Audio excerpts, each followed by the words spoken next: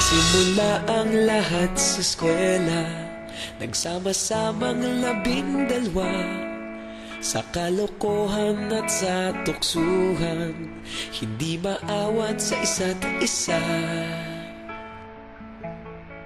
Madalas ang standby sa cafeteria, isang barkada na kay saya. Laging may hawak-hawak na gitara, konting udyok lamang kakanta na. Kay simple lamang ng buhay nun, walang mabibigat na suliranin. Problema lamang laging kulang ang datong. Sana napunta ang panahon? Sana nga ba? Sana nga ba? Sana napunta ang panahon? Sana nga ba? Sana nga ba?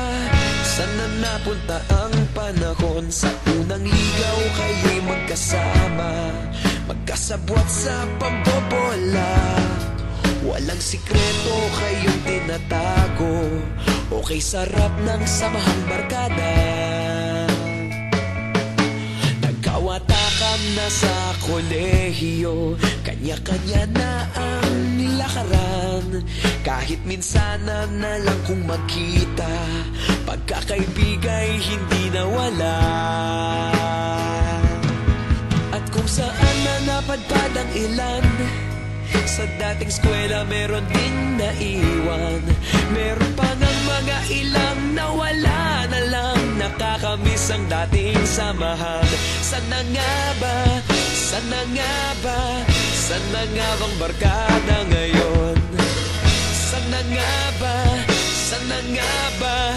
Sana nga bang barkada ngayon?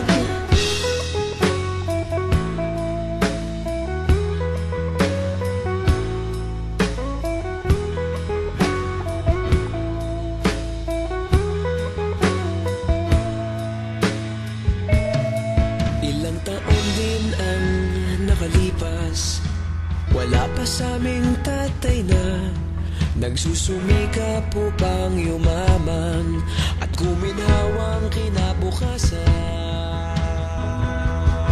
Paminsan-minsan kami nagkikita, mga naiwan at natira. At gaya nung araw namin sa eskwela, pag magkasama'y nagwawala.